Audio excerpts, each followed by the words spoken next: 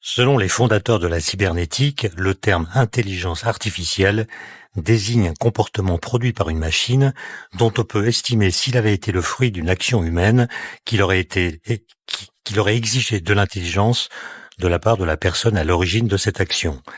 Cette définition s'appuie donc d'emblée sur la comparaison entre la machine et l'homme.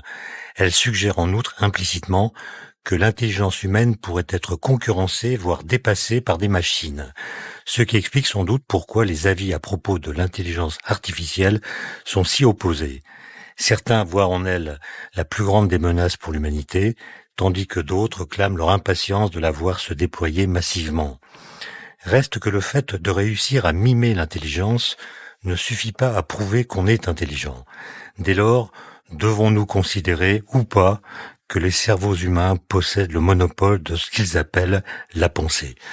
Pour répondre à cette question, j'ai le plaisir de recevoir Raphaël Antoven. Bonjour. Bonjour Étienne. Vous publiez un livre qui s'intitule L'esprit artificiel aux éditions de l'Observatoire.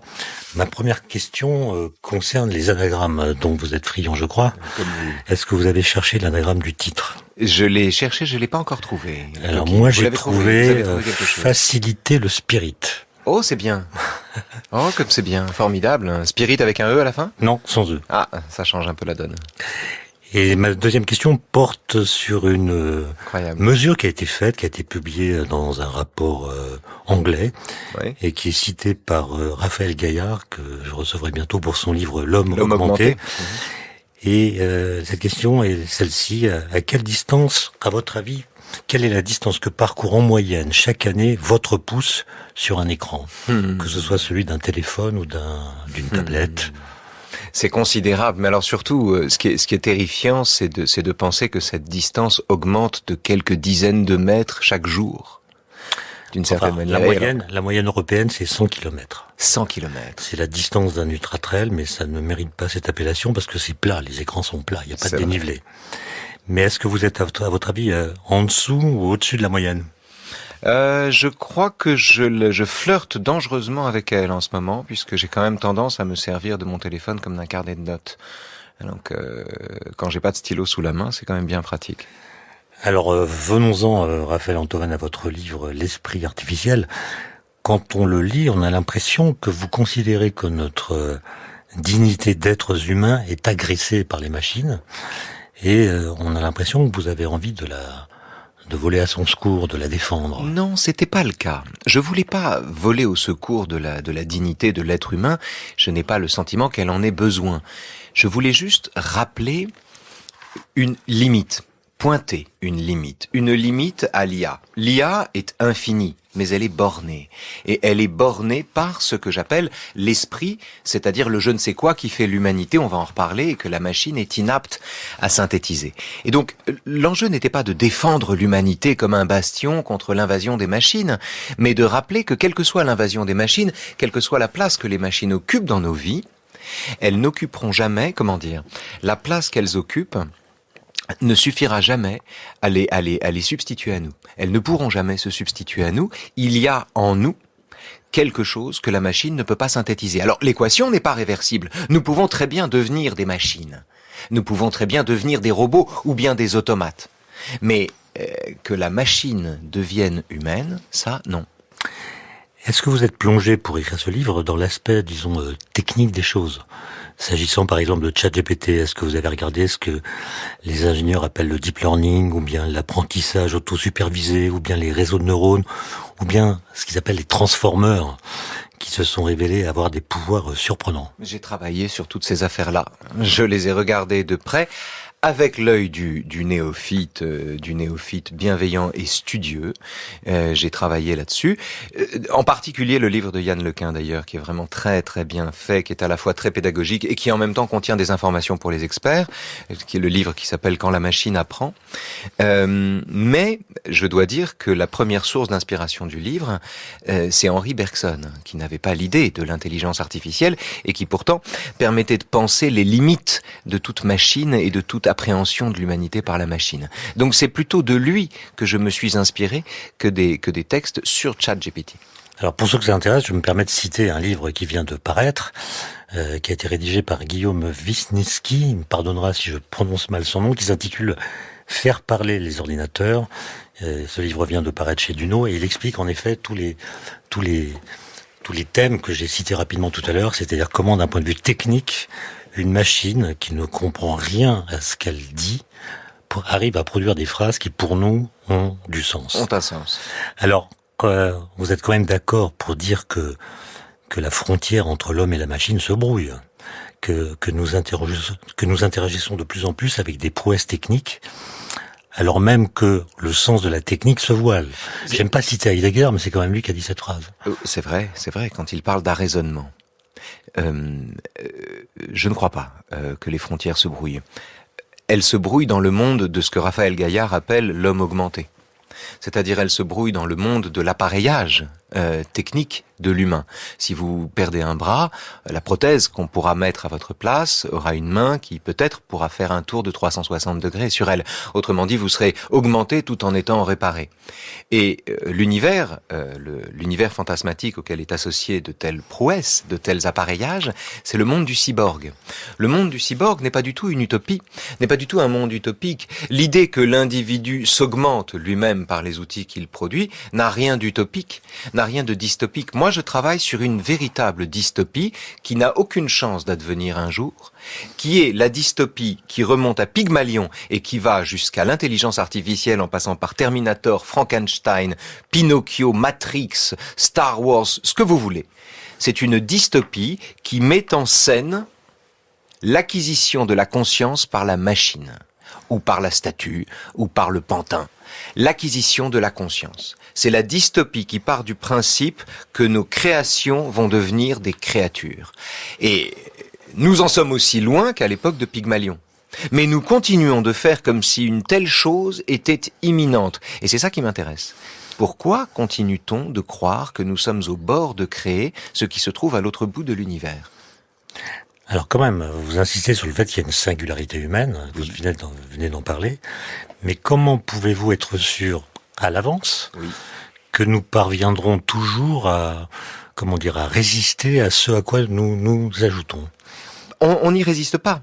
Il ne s'agit pas d'y résister. Il n'y a pas besoin d'y résister. Il n'est pas nécessaire d'y résister.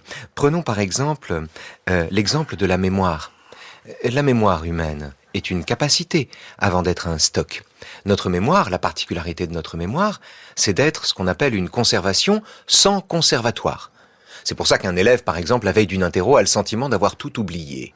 Il a tout oublié parce qu'il voudrait faire la sommation intégrale du savoir dont il dispose, ce qu'il ne peut pas faire parce qu'il n'est pas une machine. En revanche, le savoir adéquat revient, s'il a bien appris sa leçon, le jour de l'interro écrite, et sans effort, en se présentant à lui de façon opportune. De la même manière, ma mémoire, je la convoque tout entière, pour formuler les phrases que je formule à l'instant où je vous parle et trouver les mots dont j'ai besoin. Autrement dit, la mémoire humaine est une affaire de capacité, pas une affaire de stock. C'est pas une affaire de classement, c'est pas une affaire de redistribution. La mémoire de la machine n'acquérera jamais, n'est pas sur le point d'acquérir la célérité ou la singularité de la mémoire humaine en augmentant. Ce qui sépare la mémoire humaine de la mémoire de la machine, c'est sa singularité, ce n'est pas sa capacité. Autrement dit, croire que c'est par l'augmentation des potentialités ou des capacités que l'on s'approche de l'humanité, c'est chercher au mauvais endroit et se bercer d'illusions. Là-dessus, je crois que nous sommes d'accord et que tout le monde est d'accord, mais qu'est-ce que vous appelez le syndrome de Teut ? Teut écrit avec 2 H. Oui, le syndrome de Teut, c'est dans le dialogue de Platon, le Phèdre. À la fin du dialogue, il y a Socrate raconte l'histoire de l'entrevue entre le pharaon Thammuz et Teut, le scribe. Et Teut lui dit, Pharaon, j'ai trouvé quelque chose, un moyen formidable de sauver la mémoire. Ah bon, qu'est-ce que c'est ? Eh bien voilà, ça s'appelle l'écriture. Et il lui explique comment ça marche, comment ça fonctionne.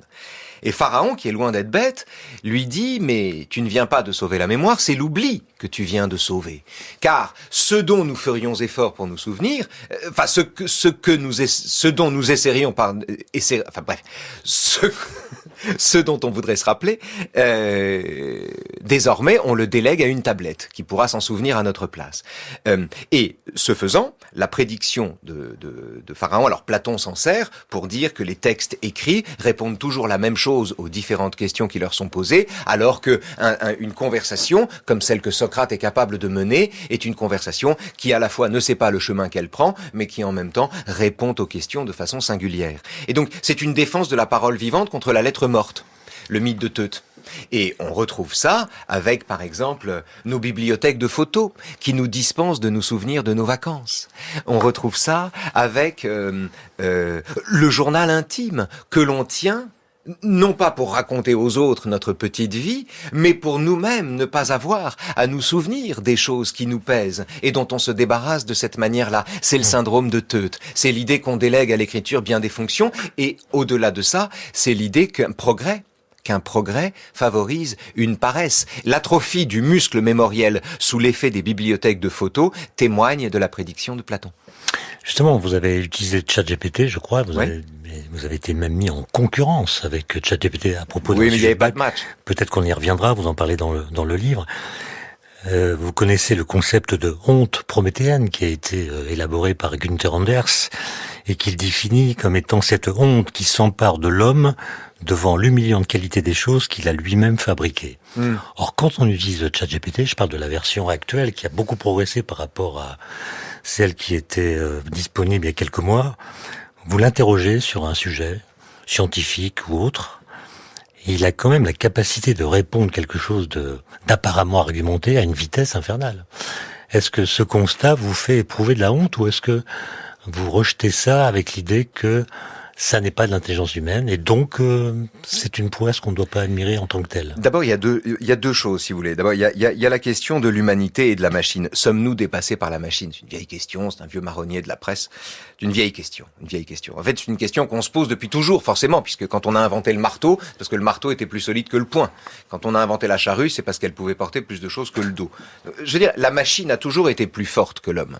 Donc, penser que l'homme est menacé par la machine, c'est absurde. Quand Kasparov perd aux échecs contre Deep Blue, il perd contre une usine. Il perd pas contre un individu. Donc, qu'une usine l'emporte sur le champion du monde d'échecs, ça ne porte pas préjudice. Et puis surtout, c'est pas la même puissance. Le cerveau d'un joueur d'échecs, c'est 30 watts, comme pour tous les humains, alors que la machine a besoin d'une puissance bien plus grande. Absolument. Alors. Et elle ne sait faire que ça. Elle ne sait que jouer aux échecs. Ça, c'est encore une autre question. Mais alors, il y a la question de cette honte prométhéenne. Je trouve qu'il y a plus d'orgueil que de honte dans l'entreprise prométhéenne de produire de l'IA ou de croire qu'avec l'IA, on va donner le jour à des machines autonomes ou à des machines conscientes. Parce que c'est Moshe Idel qui explique ça dans la monographie qu'il consacre à l'histoire du golem, où il dit que la fabrication du golem, monstre d'argile, créé de toutes pièces et destiné à protéger la communauté. La fabrication du golem à Prague au XVIe siècle était une façon d'éprouver le geste divin par l'imitation qu'on en faisait. C'est une façon de se prendre pour Dieu, de croire qu'on va donner le jour à des automates. Et donc, dans cette honte prométhéenne, je vois davantage d'orgueil que d'humilité. Disons que c'est une façon humble, dire « nos machines nous échappent et vont nous posséder », de dire qu'on est nous, avec nos petits outils, capables de faire comme l'artisan divin. En fait, on se prend pour Dieu et on fait ça et on présente ça comme un exercice de modestie. Donc, je ne vois pas de honte prométhéenne. Après, Günther Anders le disait probablement à propos de la bombe atomique. Et c'est une autre problématique, c'est une autre question. Et pour le coup, le paradigme est tout à fait différent. Parce que la bombe atomique, c'est effectivement le déchaînement d'une force dont tout porte à penser que nous ne la maîtrisons plus, ou que nous ne pouvons pas la maîtriser. Donc qu'il y ait là une honte prométhéenne, c'est possible. Qu'on soit affolé devant ce qu'on a produit, c'est possible. Mais dans le cas de l'IA, les choses sont tout à fait différentes. Le rêve que l'IA devienne autonome ne relève pas de la honte en ce qui nous concerne, mais davantage de la vantardise. En tout cas, il y a deux questions, Raphaël Antoven. Il y a une première question, c'est qu'est-ce que l'IA fait et qu'est-ce qu'elle pourra faire? Et puis il y a une deuxième question qui est qu'est-ce qu'elle nous fait dans nos façons de travailler, de penser, d'interagir, d'enseigner, d'apprendre, etc. Alors vous dites une phrase dans le livre qui m'a surpris, enfin en tout cas qui m'a fait réagir. Vous dites en philosophie, l'IA ne sert à rien. Et pourtant, l'IA, elle change notre façon de penser, d'une certaine façon. Ah, j'ai pas vu ça. J'ai pas vu que l'IA changeait notre façon de penser. Parce que quand vous avez besoin d'une information, par exemple, ou que vous vous posez une question plutôt que de vivre avec elle, de cohabiter avec elle pendant longtemps en vous interrogeant. Oui, c'est le syndrome de Teut. Immédiatement, vous allez chercher la réponse soit sur Google, soit sur ChatGPT ou d'autres agents conversationnels, et vous avez la réponse immédiatement. Et du coup, la façon de réfléchir aux questions est modifiée. Si l'on se satisfait de la réponse qu'on reçoit. Et ce qui reste, c'est tentant, mais on n'est pas obligé de céder à la tentation. Ce qui reste le choix de chacun. Il y a deux questions. Il y a ce que l'IA fait et ce que l'IA pourra faire, et il y a ce que l'IA nous fait. Ce que l'IA fait est extraordinaire. Mais il y a une limite à cela, et c'est toutes disciplines qui, parce qu'elles sont indexées sur l'humanité, comme l'art, ou la philosophie, ou la littérature, ne font pas de progrès.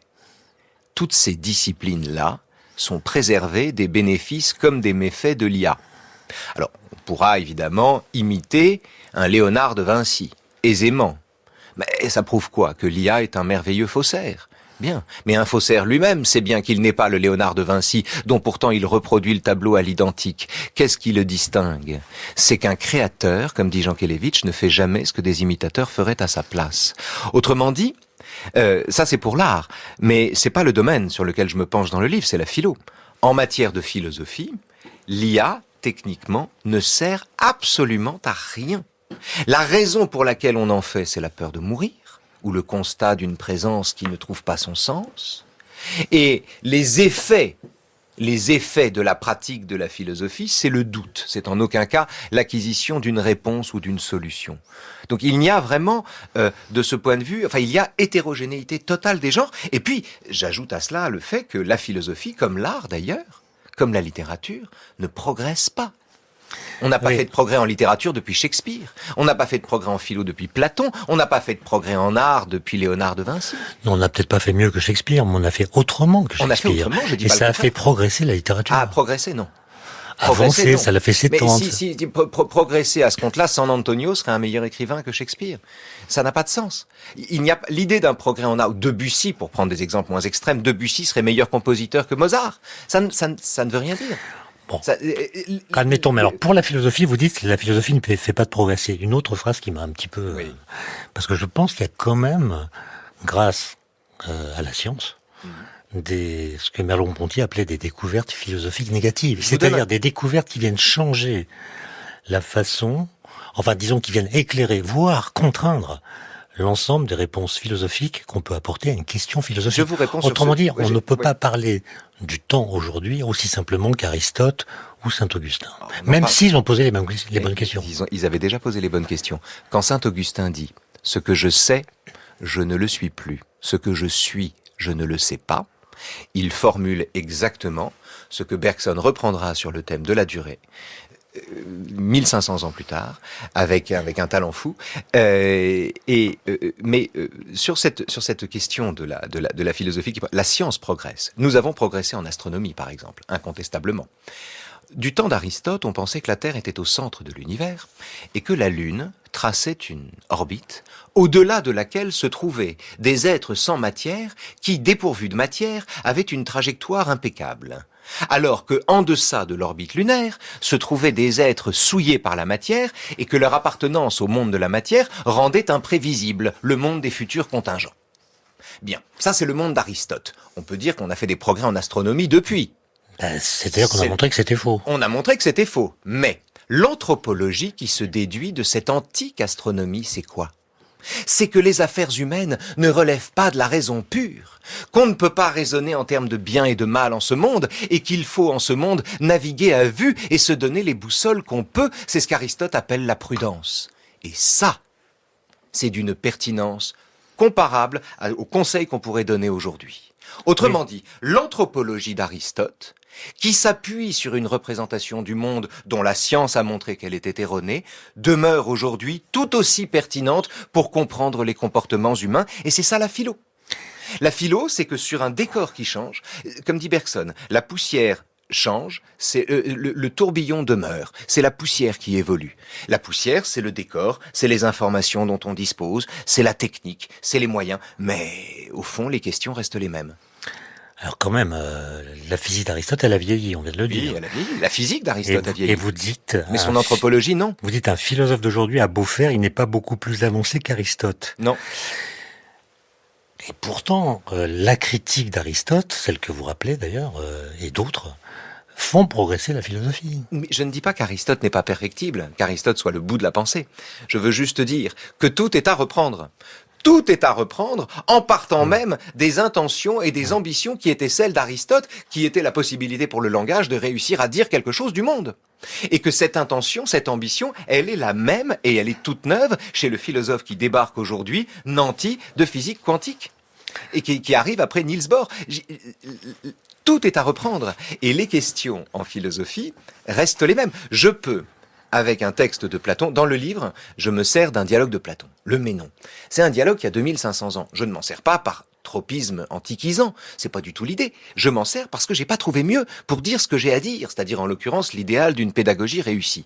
Il y a pas mieux, j'y peux rien. Il y a pas mieux. Et c'est pas que Platon soit meilleur que les autres, encore que. C'est juste que la façon qu'il a, comment dire, la différence entre Platon et ses successeurs est une différence qui n'est pas une différence d'une évolution sur une ligne, ce n'est pas une évolution linéaire, c'est parfois une involution, une altération, un dialogue, une réinterprétation, une revisitation. Mais ça produit une évolution buissonnante à partir de laquelle on ne peut pas parler de progrès.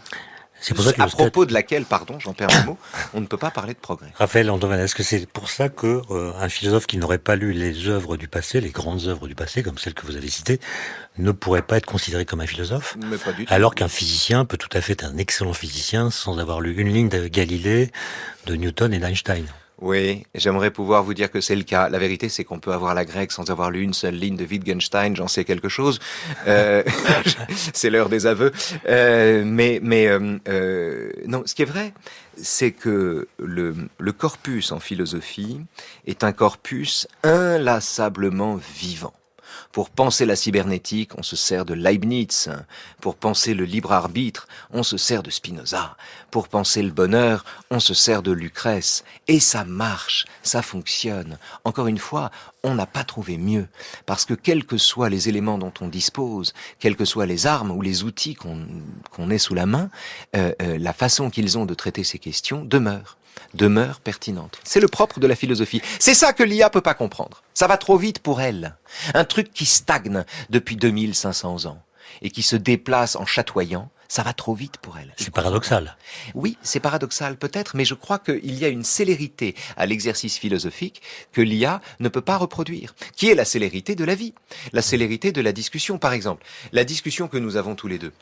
Vous avez, comme toujours, bien sûr, travaillé le sujet, préparé des questions, mais les questions que vous me posez sont elles-mêmes dépendent aussi des réponses que je peux vous faire. On est dans une discussion, dans une conversation scientifique.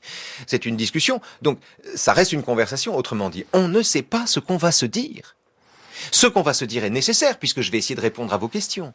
Mais cette nécessité ne permet pas de le déduire. On pourrait, après coup, revisiter l'édifice de notre discussion et la mettre en diagramme et l'imiter à la perfection. Mais reproduire la spontanéité dont nous faisons preuve, vous et moi, aucune machine n'y parviendra jamais. Je suis d'accord, Raphaël Antoine, et en même temps, j'ai envie de vous titiller encore un peu sur cette idée de progrès. Ouais. Parce que vous dites quelque part dans le livre, je crois que c'est page 26, chaque système de pensée est un système inédit. Mm-hmm. Ça veut dire qu'il y a du neuf quand même. Et à partir du moment où on dit qu'il y a du neuf, ça veut dire qu'il y a de l'innovation, il y a quelque chose qui avance. Alors, on est d'accord pour dire que ça n'est pas forcément un progrès, mais le fait que ça avance veut dire que... Regardez, dites-moi ce que vous en pensez. Spinoza, dans sa correspondance, dit « Le sentiment du libre arbitre vient de l'ignorance des causes réelles qui nous font agir. » Bon, traduction, on est plus libre quand on sait qu'on ne l'est pas que quand on croit qu'on l'est. Bien. Alors, ça prend quelle forme, ça ? Chez Nietzsche, ça prend l'idée que ce qu'on appelle la conscience est le résultat, en fait, d'un rapport de force entre des pulsions antagonistes. Chez Freud, ça prend l'idée que la souveraineté du sujet sur ses propres décisions est en réalité surdéterminée par un inconscient qui le détermine beaucoup plus qu'il ne veut le penser. Chez Marx, ça prend la forme de l'idée que ce n'est pas la conscience qui détermine la vie, mais la vie qui détermine la conscience. Autant de variations sur le même thème de Spinoza, à des époques différentes qui doivent exister à l'intuition de Spinoza, mais dont la singularité n'en fait pas un progrès l'une par rapport à l'autre.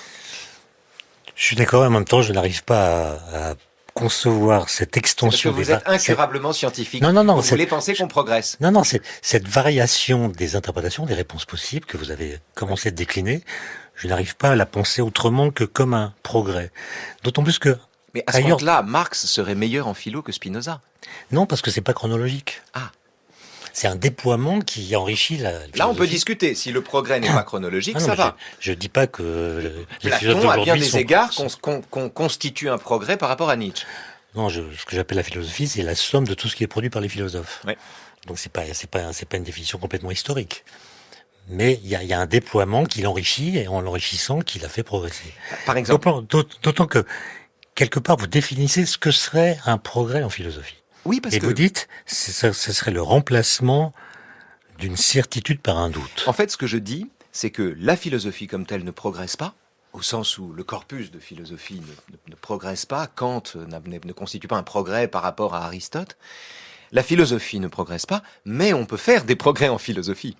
Ah ben d'accord. Mais oui, et que les progrès que l'on fait en philosophie se mesurent notamment au remplacement d'une certitude par un doute, ou bien à la capacité d'accueillir des questions que l'on répudiait comme de vieilles concubines avant parce qu'on les trouvait absurdes, ou bien à la capacité de s'étonner de ce que d'autres trouveraient normal, banal ou familier. Ce sont toutes les conditions d'un progrès en philosophie, d'un progrès dans la pratique de la philosophie, dans la pratique quotidienne de la philosophie, qui est un exercice spirituel et pour lequel une pratique s'impose. Mais en revanche, dire que la philosophie progresse, là, c'est un positivisme auquel je peux pas adhérer. Donc il y a des progrès en philosophie. On peut faire des progrès en philosophie, mais la philosophie ne progresse pas. Ça nous fait un terrain d'entente. Ça fait un terrain d'entente. Vous dites que c'est le remplacement d'une certitude par un doute. Oui. Et moi, j'aurais dit l'inverse. Oui, bien sûr. C'est là que l'idée de progrès n'a pas le même sens en physique et en philosophie. Parce que non, mais par exemple, les Grecs se disputent à propos de la question de l'existence de l'atome. Donc, ils ont un doute. Enfin, en tout cas, la philosophie doute à propos de l'existence de l'atome. Et 2500 ans plus tard, on démontre que l'atome existe, qui n'est pas celui qui avait été pensé. Mais on a transformé une sorte de controverse. Ce qui est intéressant, c'est que de tout temps, atomos, l'atome désigne l'indivisible, qu'on retrouve dans la notion d'individu, et ce qui fait l'indivisible en philosophie ne peut pas relever de la matière, puisque tout ce qui est de la matière est divisible. Par conséquent, si l'on accepte que l'unité est au principe de la pluralité, et que c'est bien qu'il y a de l'indivisible au principe de la matière, c'est donc que le fondement de toute matière est lui-même immatériel. Et cette question-là demeure. C'est une problématique, c'est une ouverture possible. Il ne s'agit pas d'y adhérer forcément, mais cette question-là demeure. La question même du soubassement, du substrat immatériel, de toute chose matérielle, la question de l'origine, en somme, est une question que la philosophie rend vivace. Elle offre toute une catégorie de réponses qui sont toutes merveilleuses, pertinentes et insuffisantes à leur façon. Mais c'est comme ça que travaille la philo. Bon, j'arriverai pas à vous avoir. D'ailleurs, vous dites dans le livre que vous avez été un professionnel du bac de philo. Oui. Alors qu'est-ce que ça veut dire ? J'ai passé le bac de philo pendant 30 ans. Peu de gens peuvent en dire autant. J'ai passé la première fois à 17 ans, comme tout le monde, si j'ose dire, et puis je l'ai repassé ensuite indéfiniment. C'est-à-dire que j'ai commencé par avoir mes premiers élèves, j'étais en prépa, mes premiers cours particuliers, c'était des élèves de terminale, et puis ensuite, je n'ai pas arrêté de repasser cette épreuve de la dissertation de philosophie, peut-être aussi parce que je l'avais pas prise le jour du bac, j'avais pris peur, mais j'ai pas arrêté de repasser cette épreuve, dont je pense qu'elle est indispensable, l'épreuve de la disserte, à la formation de l'esprit. Je crois que c'est une épreuve absolument fondamentale. C'était ça dont je voulais apporter la preuve quand j'ai eu le match avec ChatGPT. Vous avez eu 20, ouais. ChatGPT a eu 11. Ouais, on a été surnotés tous les deux. Mais depuis, ouais. ChatGPT a fait des progrès incroyables. Non. Enfin, peut-être, mais pas en philo. Non, mais il produit des copies. Je dis pas que, mais, de toute façon, on est d'accord que ChatGPT ne fait pas de philosophie. Bah non. Ne pense rien, n'apprend, apprend sans rien comprendre. C'est pour ça que le match avec ChatGPT. Mais je parle pas de ChatGPT, je parle de la copie. Ouais. La copie qu'il peut rendre sur un sujet aurait sans doute aujourd'hui une meilleure note qu'à l'époque. Non, on peut en parce qu'elle a progressé grâce notamment à... Non, je pense qu'elle aurait une moins bonne note. Parce qu'elle a été surnotée la première fois et qu'elle fera jamais mieux. Pourquoi ?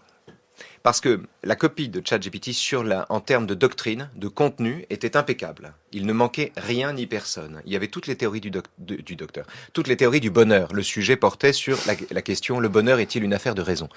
La machine a fait comme tous les mauvais élèves, elle s'est demandé ce qu'elle savait sur la notion avant même de réfléchir sur les termes du sujet. Elle a balancé toutes les théories du bonheur qu'elle a rangées dans 3 tiroirs. Le 3e aurait pu venir avant le premier. Il n'y avait aucune nécessité à ce qu'elle disait. Seulement, en mettant 11, on a récompensé l'exhaustivité d'un savoir qui ne correspondait pas à l'exercice, qui était un exercice de réflexion. Non, mais est-ce que vous pensiez qu'un jour, on pourrait mettre 11 à une machine? C'est déjà pas mal. Non, parce que 11, c'est vraiment une note de merde. C'est celle que vous avez eu au bac? Oui, c'est une note pourrie.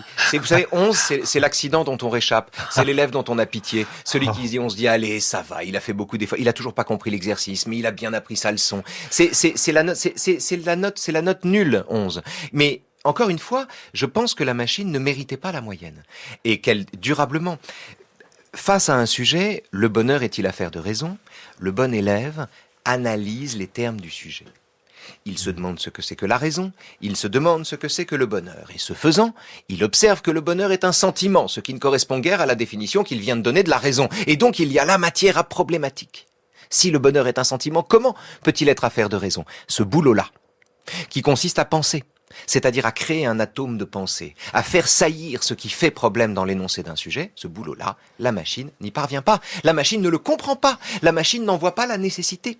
Et donc la machine fait un plan dont les 3 parties sont dans un ordre indifférent, conclut que le bonheur peut être affaire de raison, mais pas seulement, et elle n'a rien dit, rien produit, rien proposé. Elle est nulle. Elle est nulle, on est d'accord, mais vous dites... en gavant ChatGPT comme une oie, on lui apprend à peser, pas à penser. Oui. Jolie formule, mais est-ce qu'on pourrait pas aussi dire qu'elle va peser sur nos façons de penser? Ah, si. Autrement dit, si les élèves qui ont des devoirs à faire à la maison utilisent Non, mais c'est fini les devoirs à la maison, Étienne. Oui, mais... C'est terminé. Il faut faire bosser les élèves sur table, avec un vieux stylo et une feuille de papier. C'est terminé. Il n'y a plus de devoirs à la maison. Il faut arrêter avec cette histoire. Le mythe du devoir à la maison, c'est... Ça n'empêche pas qu'ils vont s'entraîner à la maison. Oui, mais ils vont s'entraîner, mais mal. Et qu'à force de lire des textes produits par cette machine, ça va changer leur façon de rédiger. Je suis pas sûr de ça. Honnêtement, si tous les élèves rédigeaient aussi bien que ChatGPT, c'est-à-dire avec aussi peu de fautes d'orthographe, c'est-à-dire pas, et dans des termes apparemment choisis, ce serait tout à fait merveilleux. Du coup, pour cela, sur ce coup, je ne vois que des bénéfices à l'abus de l'IA. Non. En revanche, ce qu'une IA est incapable de transmettre, c'est la façon de réfléchir, c'est le fait qu'on réfléchisse, c'est l'art de réfléchir, c'est l'intransmissible méthode qui vient du dialogue avec un professeur. Et c'est pour ça qu'il faut faire plancher les élèves sur table. C'est le retour du crayon. Mais est-ce que vous êtes d'accord pour dire alors que dans l'expression intelligence artificielle, le mot intelligence, c'est le sens anglais du terme, c'est-à-dire la gestion des données, le traitement de l'information, alors que le sens français du terme, c'est l'esprit critique, et la capacité à créer des concepts, à argumenter, à distinguer le vrai du faux, ce que les machines ne savent pas faire. Et la bonne intelligence. Et l'empathie. Et l'empathie, c'est plutôt en ce sens-là. Le titre est soit une banalité, soit, parce que d'une certaine manière, toute intelligence est artificielle, elle nous met à distance du monde par les moyens qu'on se donne de le connaître, dit Bergson. C'est le grand handicap de l'intelligence. Elle nous éloigne des choses en nous permettant d'avoir la main sur elles. Et puis, donc en ce sens-là, toute intelligence est artificielle et le titre est un pléonasme.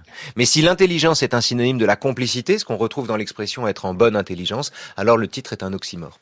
Et parce que c'était indécidable, ça a fait le titre. Alors Raphaël Antovel, moi je suis d'accord avec vous complètement pour dire que l'empathie et tous les comportements d'ordre affectif ou émotionnel demeurent l'apanage irréductible de notre humanité. Ou de l'animalité aussi. Mais il y a seulement 1 ou 2 décennies, on disait exactement la même chose de la traduction littéraire ou de la conduite des véhicules. Et là, la technique s'est comportée comme un lapin que l'humanité est incapable de rattraper. Oh, on le disait pas dans le même sens. On ne le disait pas de la même manière. Ça n'est pas la même chose d'avoir une voiture autonome ou bien d'être sensible aux douleurs qui nous sont épargnées. C'est pas la même chose de tendre la main à quelqu'un qui en a besoin, soit parce que ça nous donne bonne conscience, soit parce que sincèrement, la détresse de cette personne nous touche et qu'on voudrait lui donner ce qu'on a, etc., etc. Ça n'est pas le même geste de faire ça ou bien de concevoir une voiture autonome. Le geste de souffrir des douleurs qui nous sont épargnées, ce que Romain Gary appelle le sommeil du juste, c'est-à-dire l'insomnie du juste. Le geste de se sentir responsable des malheurs qu'on imagine. Cela n'a rien à voir avec la conquête du deep learning ou avec des mécanismes autonomes ou avec des voitures qui se conduisent toutes seules. Et les voitures qui se conduisent toutes seules ne changent rien à la question de la responsabilité du conducteur qui, en toutes circonstances, ne peut pas déléguer le volant à la voiture en question. Autrement dit, on reste dans des problématiques humaines. Est-ce que vous pensez qu'on pourrait un jour donner le prix Nobel à une machine? Par exemple, dès aujourd'hui, des algorithmes sont capables de donner des pistes pour fabriquer des nouvelles molécules que les chimistes professionnels n'avaient pas imaginées. Oui. Donc la machine peut faire, évidemment, elle ne mérite pas le prix Nobel, mais elle peut produire un résultat qui pourrait être récompensé par le prix Nobel. Ou disons plus, et même par le prix Turing, qui est le prix qui est réservé à ceux qui travaillent dans le domaine du numérique ou de l'informatique. Je voudrais vous retourner une question, Étienne. Est-ce que vous connaissez bien sûr les conditions de découverte de la pénicilline? Sérendipité. Par sérendipité. Alexander Fleming, c'est son nom, abandonne son labo, le retrouve un peu crade au bout de 15 jours, et au lieu de nettoyer, il fait des prélèvements et il met la main sur la pénicilline. C'est-à-dire que la pénicilline est née d'un hasard, un labo qu'on laisse en bordel le temps de ses congés, d'un hasard et d'une vigilance extrême aux phénomènes qui nous entourent, qui fait qu'il a su saisir le trésor en gestation. On peut dire la même chose de Becquerel avec la radioactivité, et de beaucoup d'autres découvertes, mais il y a des découvertes qui ne procèdent pas de ce mécanisme. Bien sûr, mais ce que je veux dire, bien sûr, mais ce que je veux dire, c'est que ce qui fait un progrès scientifique, c'est la rencontre d'une préoccupation ou d'une vigilance et d'un hasard. Ce qui fait une découverte, c'est cela. Alors peut-être que je me trompe en fait. Peut-être que dans le domaine scientifique, c'est cuit. Peut-être qu'il n'y a plus besoin de cerveau et qu'en définitive, la machine peut se substituer définitivement à nous. Honnêtement, je n'ai pas travaillé sur les disciplines qui progressent. Le monde, l'univers des disciplines qui progressent et qui font appel à une célérité accrue du cerveau est un monde sur lequel je n'ai pas bossé, j'ai bossé en philosophie.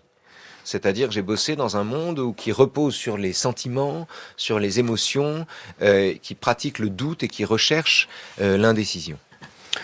Alors j'ai lu un article qui concerne votre livre, dans lequel discutent des gens qui travaillent sur l'IA, comme Yann Lequin que vous avez cité, Stanislas Dehaene qui fait des neurosciences, et qui disent par exemple que bientôt il pourrait y avoir des philosophes artificiels, c'est-à-dire des machines qui produisent un discours qu'un autre philosophe pourrait considérer comme étant produit par un vrai philosophe. Oui, mais c'est, d'une certaine manière, c'est déjà le cas. Il y a des pensées tellement consensuelles aujourd'hui qu'on pourrait les pisser à la copie et qu'une intelligence artificielle pourrait sans peine les reproduire. Ce sont souvent des livres qui marchent d'ailleurs, donc je ne donnerai pas de nom. Mais enfin, d'une certaine manière, il y a des choses tellement consensuelles, mais pas seulement en philosophie, surtout en développement personnel. Il y a des trucs que vraiment, auxquels vraiment les machines vont pouvoir se substituer. Je suis pas sûr que ce soit une perte. Je suis pas sûr que ce soit un problème, ça. Ce qui est on peut, encore une fois, la phrase de Jean Kelevitch, un créateur ne fait jamais ce que ses imitateurs feraient à sa place. On peut reproduire à l'infini un raisonnement déjà produit, mais créer une norme, doter l'humanité d'une norme nouvelle, il faut la rencontre d'une bizarrerie humaine et d'une existence qui le mérite pour parvenir à ce genre d'étincelle. Et puis un corps. Il faut un corps. Il faut un corps, il faut avoir peur de mourir, il faut avoir mal, il faut écrire tant qu'on peut, il faut écrire dans la mesure de ses moyens, il faut être limité par les moyens qu'on a, et il faut en faire une richesse, il faut savoir faire tout ça avant de produire quelque chose qui survive à celui qui lui a donné le jour, dans le meilleur des cas. On est sur des problématiques que l'IA ne peut pas appréhender, sur des questions que l'IA ne peut pas appréhender. Encore une fois, l'idée que les Yann Lequin ou Stanislas Dehaene disent toujours que c'est bientôt. C'est bientôt que la machine pourra penser, c'est bientôt que la machine pourra réfléchir, c'est demain, c'est toujours demain. Sublime demain. Le propre de demain, c'est qu'il n'existe pas.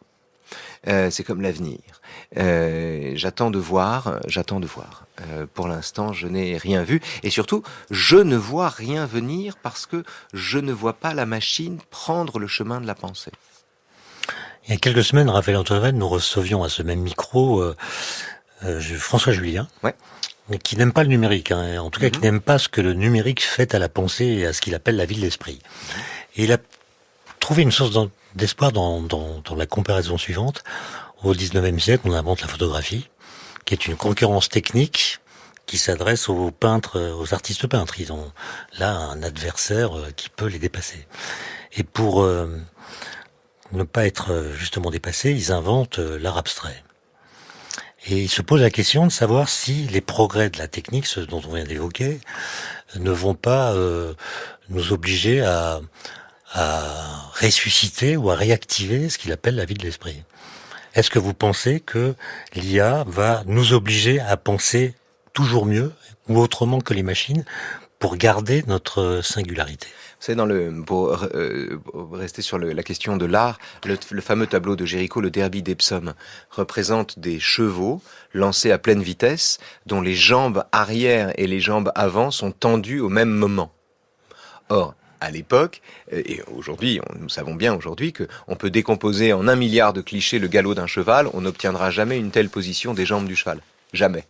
Donc Géricault a délibérément représenté quelque chose qui n'existe pas, quand il a représenté les jambes arrière et les jambes avant tendues.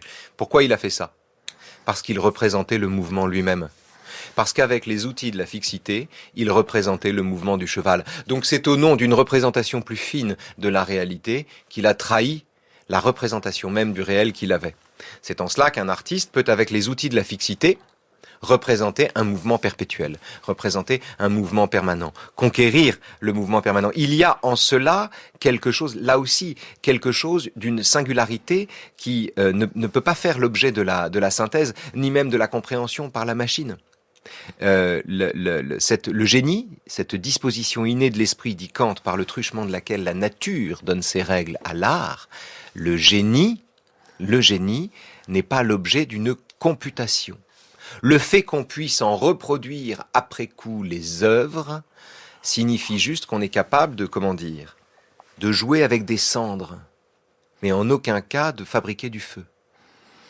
Est-ce que l'IA va, selon vous, démuscler nos cerveaux? Autrement dit, est-ce que la part, même des décisions que nous prenons, va être de plus en plus déléguée à des machines? Et à votre avis, est-ce qu'il y a des questions dont on doit absolument garantir qu'elles ne seront pas déléguées à des machines? Oh, ça c'est certain, c'est pas difficile. Mais lesquelles? Tout ce qui relève de la science humaine. On ne peut pas demander à une machine d'être psychothérapeute. On ne peut pas lui demander d'être juge. Voilà, il paraît qu'on peut lui demander d'être avocat. Mais tout ce qui relève de la science humaine n'est pas substituable. Ce qui fait de nous des humains n'est pas substituable. Prenons le cas d'un médecin, par exemple. C'est l'exemple qui me vient quand Pourquoi la médecine? Parce que la médecine est de toutes les sciences celle qui ressemble le plus à un art, ou bien de tous les arts, celui qui ressemble le plus à une science. On a vraiment le cul entre deux chaises avec la médecine, avec l'art médical.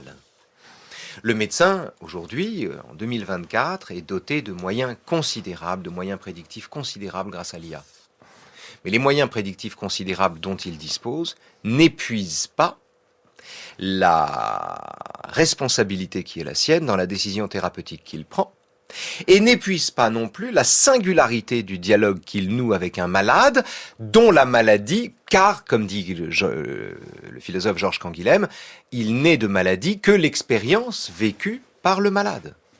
Et cela demeure et cela n'est pas menacé. Et quand je parle de l'irréductibilité de la philo à l'IA, en fait, je déborde ensuite pour pointer au-delà de cette irréductibilité tout ce dont une telle irréductibilité est le nom, c'est-à-dire tout ce qui, dans nos comportements, dans nos existences, déjoue leur mise en chiffres. Ça va de l'amour à la prescription. Raphaël Antoven, on a cité tout à l'heure Günther Anders. Il a dit aussi cette phrase, enfin, il l'a écrite, on n'évalue pas une idéologie aux réponses qu'elle apporte, mais aux questions qu'elle évacue, qu'elle laisse de côté. À votre avis, quelles sont les questions que les idéologues de l'IA, disons, appelons-les comme ça, laissent de côté? La question de la singularité humaine. Mais qu'est-ce qui nous garantit qu'on n'est pas homomorphe à des machines, en fait? Mais tout simplement parce que ça n'est pas notre complexité qui nous en sépare. Si nous étions simplement plus complexes que les machines, si nos cerveaux étaient juste des machineries plus complexes, si en somme, il n'y avait qu'une différence de nombre entre l'art divin, celui qui fait nos corps, et l'art humain. Si en somme, la différence tenait juste au fait que la nature produit des machines qui sont machines à l'infini, alors que les machines humaines, ne sont machines que dans une certaine mesure jusqu'à leurs éléments premiers. Si la différence c'était celle-là, si en somme Dieu n'était qu'un artisan plus fort que nous, ce serait magnifique d'une certaine manière. On pourrait penser que en droit, un savoir absolu nous donnera les mêmes capacités que lui. Or c'est pas ça qui fait la vie. Ce qui fait que nous sommes vivants n'est pas l'accrétion de la matière, c'est autre chose. C'est autre chose, qui ne peut pas faire l'objet d'une synthèse. Ce qui fait que nous pensons, ça n'est pas notre complexité, c'est notre simplicité. Ou c'est notre peur. Le jour où on me présente un robot qui a peur, ou un robot hypocrite, un robot sournois, un robot malin, je change d'avis. Mais ils pourront mimer ça. Ils pourront mimer la peur. Le fait qu'ils le miment n'y change rien. Le fait qu'ils le miment n'y change rien. On peut tous mimer ça. Qu'un robot mime à merveille l'hypocrisie, ça ne m'impressionne pas du tout. Non, qu'un robot de lui-même, me dise quelque chose qu'il ne pense pas. Voilà. Il pense rien.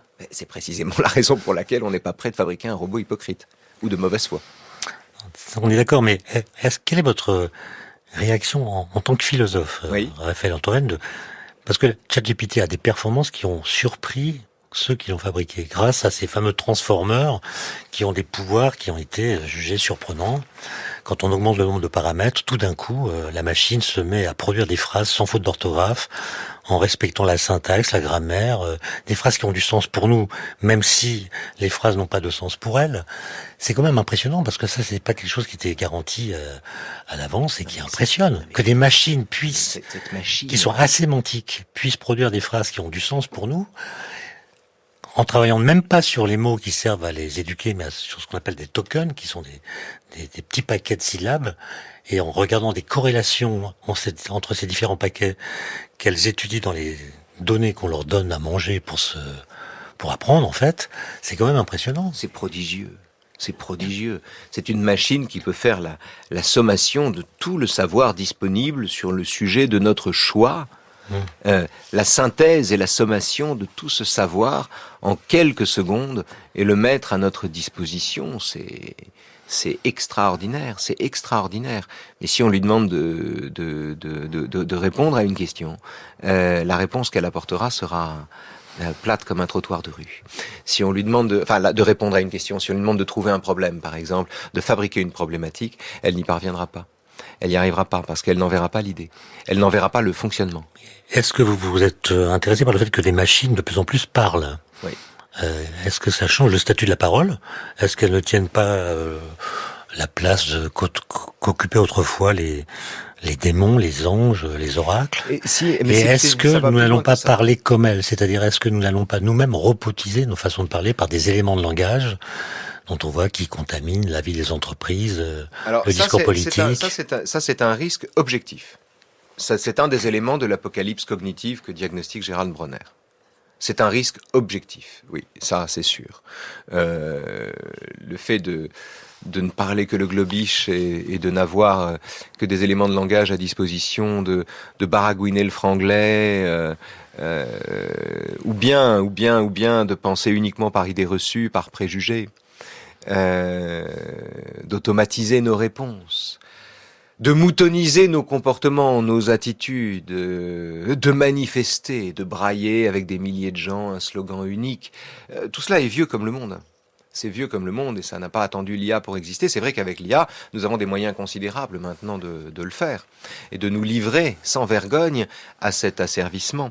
Donc, que nous soyons nous-mêmes machinisable, si j'ose dire, c'est une certitude. Que la machine puisse être humanisée, c'est une impossibilité. Et c'est cette impossibilité qui est importante. Parce que, encore une fois, ce qui sépare la machine de l'humanité n'est pas de l'ordre d'une complexité accrue. Ce qui sépare la machine de l'humanité est de l'ordre de la peur, de l'ordre des désarrois, de l'ordre des émotions humaines, de l'ordre de tout ce qui, dans la vie, ne peut pas faire l'objet d'une quantité. Alors, imaginons que vous redeveniez prof de philosophie, Oui. classe de terminale. Mmh. Vous devez faire cours devant des élèves qui, eux, utilisent l'IA, évidemment, depuis qu'ils sont nés, quasiment. Mm. Est-ce que ça changerait votre façon d'enseigner? Non, en aucune manière. Par exemple, si j'ai des élèves de seconde, j'adore filer des cours à des élèves de seconde, si j'ai des élèves de seconde et que je dois leur parler de justice, eh ben je leur demanderai que feriez-vous si vous aviez un anneau qui vous rend invisible? Que feriez-vous si vous étiez en toute impunité? Et j'essaierai d'imaginer avec eux tous les comportements qu'ils auraient si d'autres ne pouvaient pas les voir. Si j'ai des élèves de terminale à qui je dois parler de justice, je leur lirai le texte de Platon qui raconte l'histoire de Gygès, le pêcheur Gygès, qui trouve un anneau qui le rend invisible, etc., etc., etc., etc.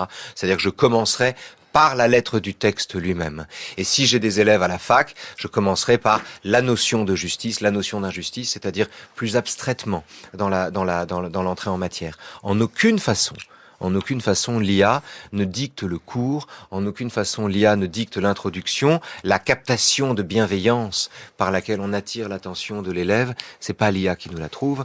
Et puis surtout, quand vous faites cours, vous improvisez, bien souvent, comme quand on répond à des questions. J'ai pas toujours connu ça. Moi, oui. Vous faites cours, vous improvisez, vous en êtes venu improviser mais vous découvrez que l'improvisation est une expérience de la nécessité. C'est-à-dire que quand on improvise, on n'a pas le choix. On parle sous la dictée de nos intuitions. On n'a pas le choix. L'improvisation est une expérience de la nécessité qui pourtant n'a aucun but. C'est ce que l'IA Mais dans ce que vous venez de dire, il y a un point qui me paraît fondamental, c'est que l'IA est incapable de faire ce qu'on appelle des expériences de pensée, de poser des questions contrefactuelles du genre « qu'est-ce qui se passerait si ?» Et donc elle n'a pas de capacité à être critique vis-à-vis d'elle-même. Alors, je ne sais pas, parce qu'on peut trouver des tas d'exemples de gens qui disent « ChatGPT, parle de toi-même, dis-nous si tu es humaine ou intelligente, etc. etc. » où il fait des réponses sensées, il dit « bah non, je ne suis pas intelligent, je pense, donc je ne suis pas, si vous voulez. » En aucune manière, il ne pense pour autant. Mais enfin... le fait qu'on trouve des réponses sensées ne signifie pas que ces réponses soient venues à une conscience qui a été interpellée par la question qu'on lui a posée. Ça signifie juste que la machine est allée chercher les réponses adéquates dans le corpus infini des textes dont elle dispose. Raphaël Antoven, est-ce que vous savez ce qu'est un éclair volcanique? Oh, l'anagramme. Non. Non? Non, c'est pour annoncer la chronique Ah, d'Alexandra Delbotte qui s'appelle Avec Science et qui va nous parler de ce phénomène étrange.